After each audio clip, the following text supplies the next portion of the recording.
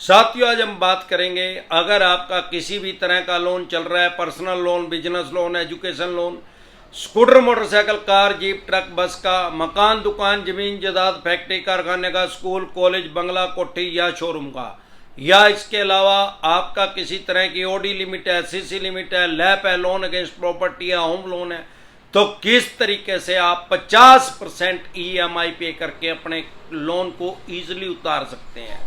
साथियों, अगर आप मुझे फेसबुक पे देख रहे हैं तो हमारा एक चैनल है डिसेंट एडवाइस के नाम से यूट्यूब पे, जिस पे मैं 1,500 से भी ज़्यादा वीडियो डाल चुका हूँ। आपको या आपके किसी भी यार प्यारे रिश्तेदार को लोन से रिलेटेड कोई भी दिक्कत, परेशानी, समस्या आ रही है तो आप यूट्यूब के सर्च के ऑप्शन में जाके वो प्रॉब्लम लिखें। आगे जैसे ही डिसेंट एडवाइस लिखेंगे तुरंत प्रभाव से आपकी समस्या का समाधान हो जाएगा। साथियों, सबसे पहले तो समझेंगे कि 50% हमारी EMI रिड्यूस कैसे हो सकती है।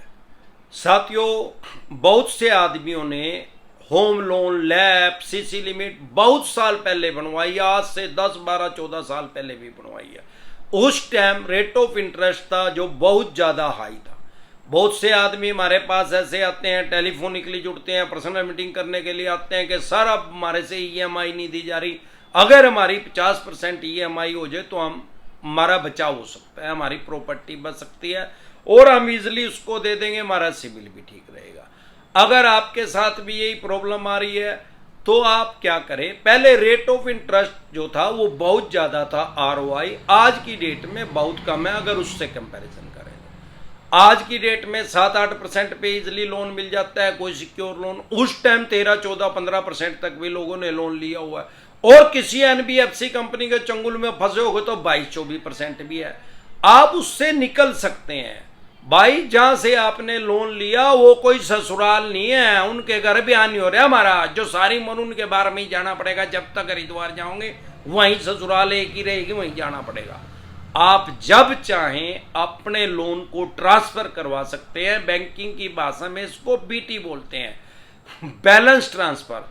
बैलेंस ट्रांसफर करवाते टाइम आपको एक और फायदा मिलेगा, आप टॉपअप भी ले सकते हैं और एक्स्ट्रा पैसे भी ले सकते हैं, और EMI भी आप अपने हिसाब से बनवा सकते हैं। आपको इसमें करना क्या है, हो सकता है आपका बैंक ही उसमें EMI कम कर दे, रेट ऑफ इंटरेस्ट आपका कम कर दे।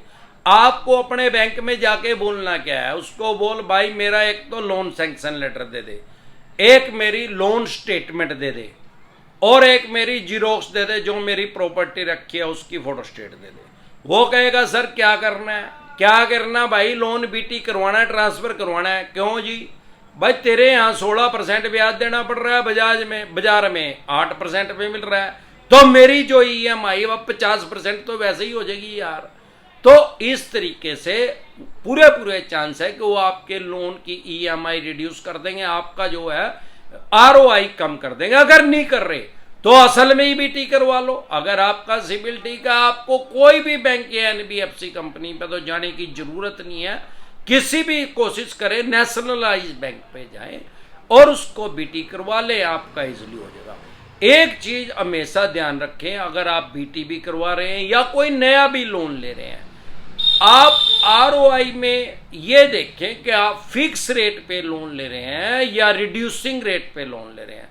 अगर आप फिक्स रेट पे आप लोन ले रहे हैं, मतलब जो रेट ऑफ इंटरेस्ट है वो फिक्स है या रिड्यूसिंग है। अगर फिक्स पे ले रहे हैं, आप 50 लाख का लोन ले रहे हैं और उस पे 50 लाख रुपए ब्याज लग रहा है, तो फिक्स रेट में क्या होगा, पहले दिन से ब्याज लगना शुरू हो जाएगा। जितनी टर्नओवर है 20 साल के, तो 20 साल तक रेट ऑफ इंटरेस्ट फिक्स रहेगा। मतलब जो ब्याज आज लगेगा 20वें साल के आखिर महीने में, 240वें महीने में भी उतना ही ब्याज लगेगा। और रिड्यूसिंग, जैसे नाम से ही पता लग रहा है, वो रिड्यूस होता रहेगा। जैसे जैसे EMI आपकी जाती रहेगी तो उसका ब्याज जो है रिड्यूस होता रहेगा, कटता रहेगा। इसमें अगर आपको 20 साल में 50 लाख रुपए का ब्याज लग रहा है या 1 करोड़ का आपका ब्याज लग रहा है, तो उसमें 50 लाख या 52-53 लाख रुपए का लगेगा।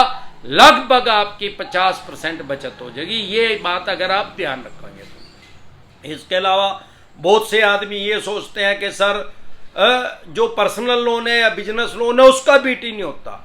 भाई हर तरह के लोन का BT होता है। BT है क्या चीज, यार जैसे नंबर पोर्टेबिलिटी है, जैसे हमारे पास अगर जियो का नंबर है, हम चाहें तो उसको एयरटेल में कन्वर्ट करवा सकते हैं, एयरटेल का सिम ले सकते हैं, नंबर हमारा वही रहेगा।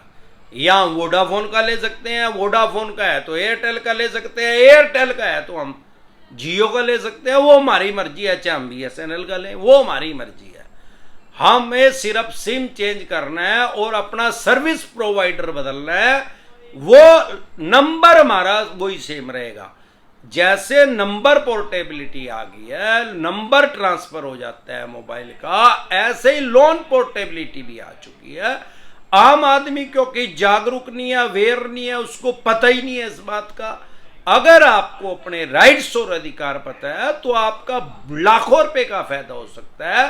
पर्सनल लोन, बिजनेस लोन भी आपका BT हो सकता है। बहुत सी NBFC कंपनियों से लोगों ने 36-40% पे पर्सनल लोन लिए हुआ है, और कोई नेशनलाइज बैंक इजिली 12-13-14% पे आराम से दे रहा है। तो आपका 70% इंटरेस्ट भी बच सकता है। सिक्योर लोन में लगभग 50% आपका इंटरेस्ट बच सकता है। और आपका कोई अनसिक्योर लोन है, क्योंकि अनसिक्योर लोन में हैवी इंटरेस्ट ये लेते हैं, आपको ये रोक नहीं सकते। कोई बहुत से आदमी कहते हैं जी हम कंपनी में गए, वो कह रहे अलाउड ही नहीं है, ये तो RBI की गाइडलाइंस ही नहीं है।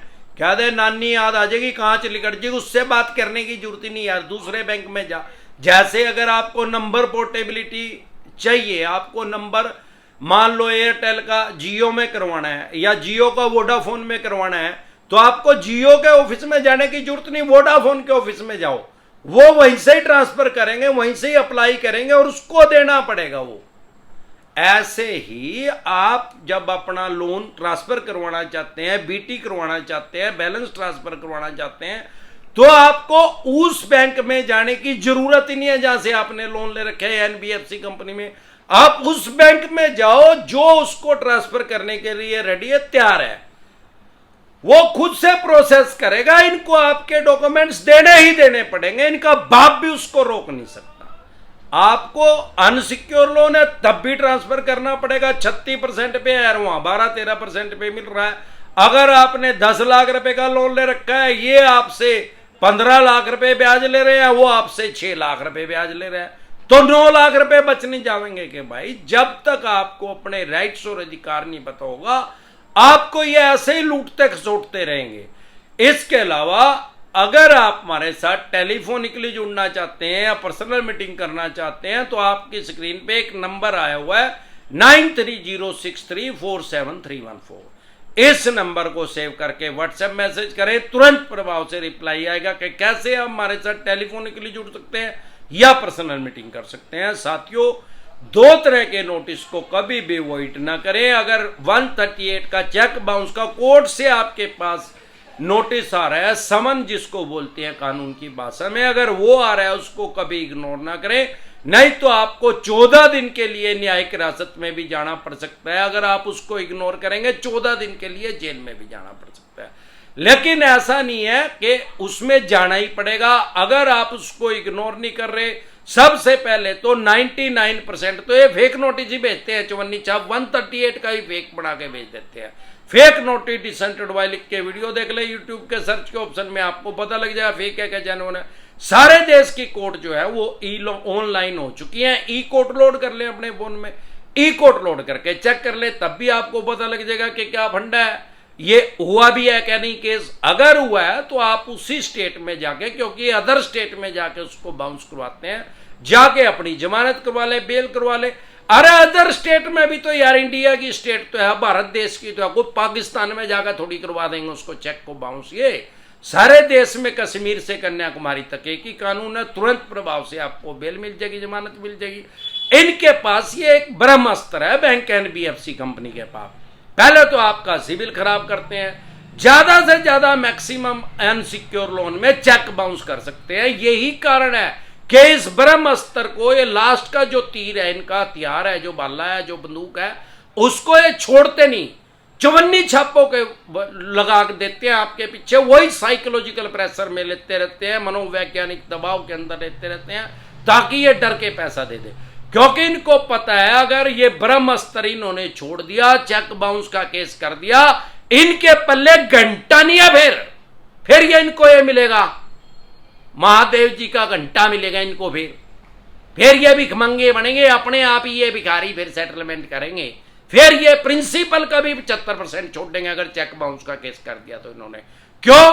अरे फिर जमानत तो हो जाएगी, फिर भाई दामनी फिल्म देख लिया, तारीख पे तारीख लगती रहेगी, चरण दे मान्य सुप्रीम कोर्ट तक जाते आते 40-45 साल लग जाते हैं, तब तक हरिद्वार जाने का टाइम आ जाएगा। अरे इनका नगड़ो अभी हरिद्वार जाने का टाइम आ जाएगा, इन कौन सा 16 साल के ने लाइसेंस मिल रहा है। इसके अलावा अगर सरफेसी एक्ट के अकॉर्डिंग आपके पास नोटिस आ रहा है 13(2) का 13(4) का, इसको कभी हल्के में ना ले, कभी भी इसको इग्नोर ना करें। इसको इग्नोर करेंगे तो आप अपनी प्रॉपर्टी, मकान, दुकान, जमीन जायदाद, फैक्ट्री, कारखाना, स्कूल, कॉलेज, बंगला, कोठी, शोरूम, जो भी आपने इनके पास मॉर्गेज करके, गिरवी रख के, इनसे रहन रख के, इनसे लोन लिया है, उसकी ऑक्शन कर देंगे, बोली कर देंगे, सेल कर देंगे, कबाड़ी के रेट में बेच देंगे, स्क्रैप के रेट में उसको बेच देंगे। लेकिन अगर आपको अपने राइट्स और अधिकार पता है तो ये कुछ नहीं कर पाएंगे। प्रिवेंशन बेटर देन क्योर, इलाज से हमेशा परहेज बेहतर है। अगर ऐसा कोई नोटिस आ रहा है तो तुरंत प्रभाव से लीगल एडवाइस ले।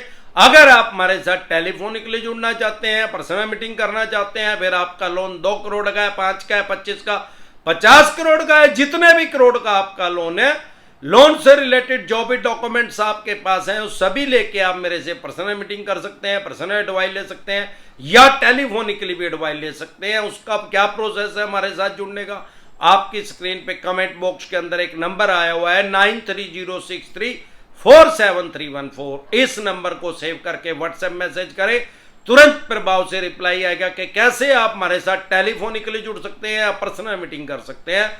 एक बार जोर से मिलकर नारा लगाएंगे, जय ससुराल वालों की।